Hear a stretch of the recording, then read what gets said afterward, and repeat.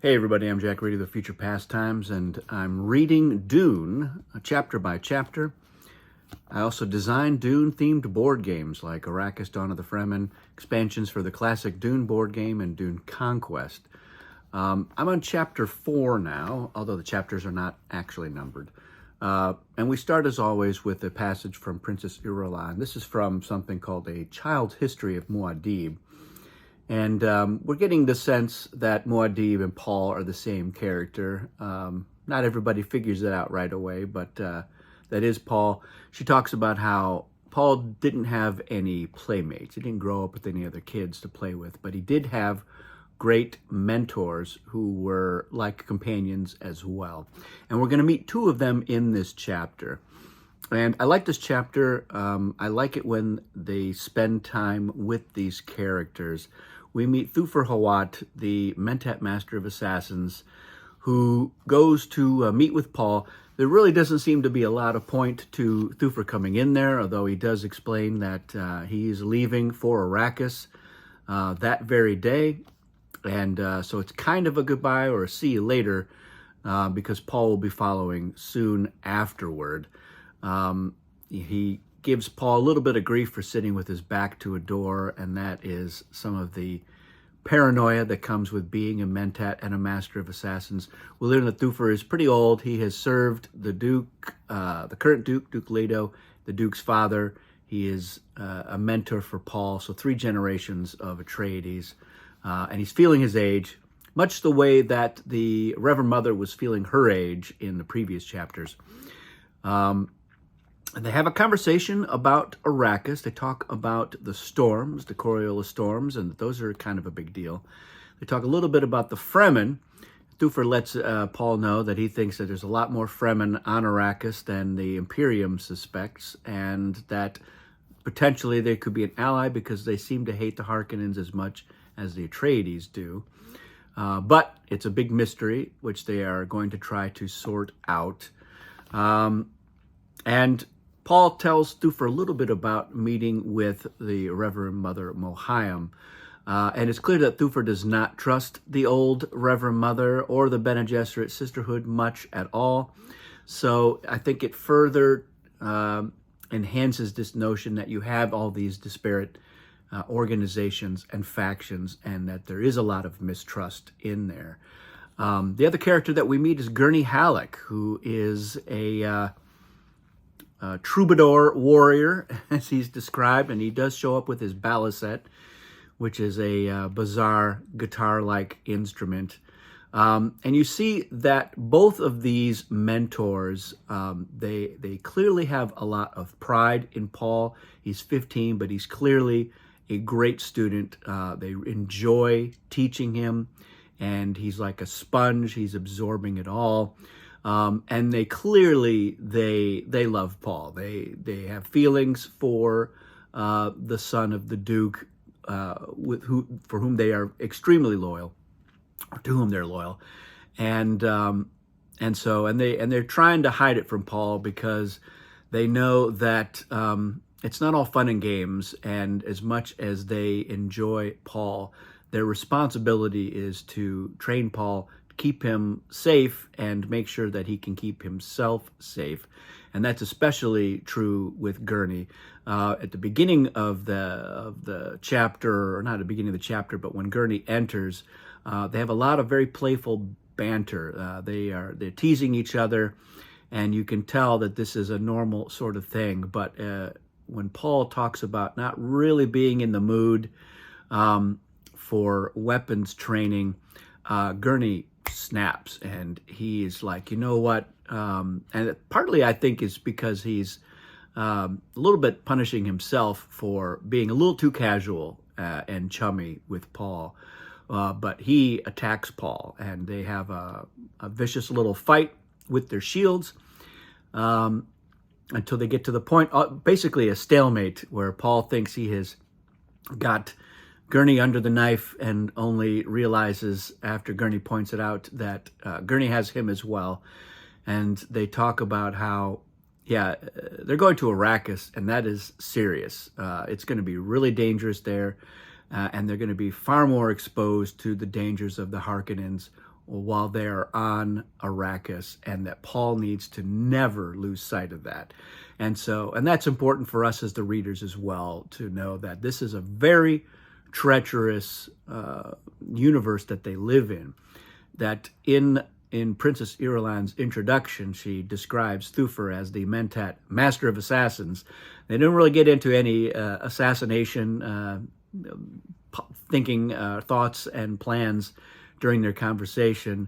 Again, they just are shooting the breeze for the most part, and then Gurney's like, well, I'm out of here. And then Gurney mentions that having passed Thufir in the hall and noticing the big smile on his face. So again, it gets back to that idea of that they're all kind of like a big family. Although during the fight between Paul and Gurney, Paul thinks for a moment, what has gotten into Gurney, and could this be betrayal?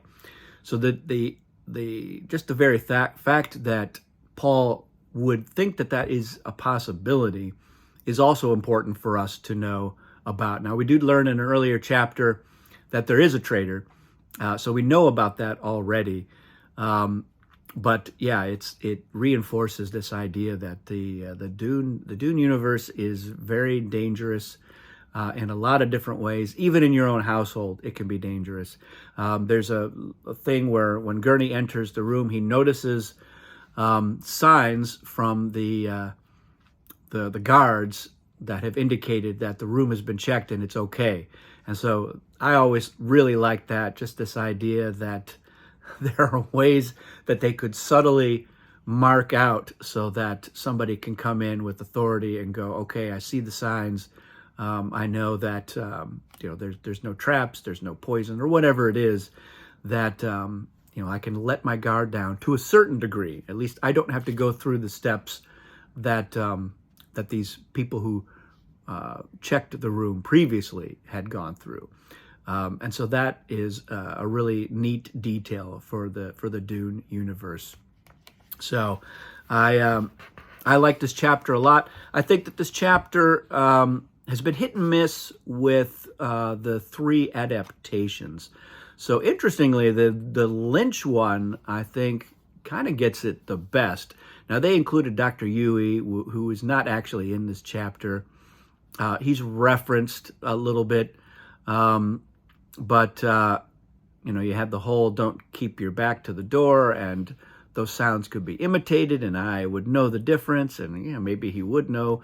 And the whole duel with Gurney, and mood is for cattle and lovemaking and playing the balisette, not for fighting. And so that scene, a lot of that is very close. It's not really in the miniseries to that degree at all. Now in the Villeneuve movie, and spoiler alert, if you haven't watched it, you probably should go ahead and watch it and then read the book. You'll probably enjoy it in that order better than in order of book to film. But there's Thufir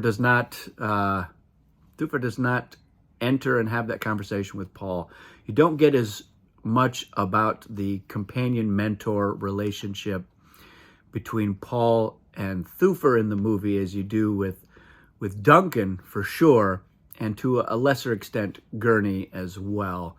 When Paul greets Thufir on Arrakis, he gives him a hug. So there's a little bit about that in there, but I did miss those moments from the book in the adaptation. And the rest of the stuff between Paul and Gurney is mostly there, although they didn't really play up their friendship. I mean, they're buddies in a lot of the ways. In the book, Paul, remarks to himself that Gurney is his favorite, one of his teachers, and that is because he definitely, they've got this playful banter that close friends often have, where they're ribbing each other and whatnot. Paul has played a prank by putting sand in Gurney's bed, and Gurney has been listening to Paul practice on his balisette and is teasing him about that. So I love all those personal touches. It's just very rushed in the film, but again, they're working with a limited framework of time to get as much across as possible. So I get it. I definitely understand why a lot of the stuff is cut out, but that's why I would love, an 8-hour adaptation of Dune. I want to get all those details in there. So again, it's another nice chapter. We're getting a little bit more about the Imperium fleshed out. Just the fact that we were introduced to the shields. They're practicing with knives and rapiers, and not with projectile weapons.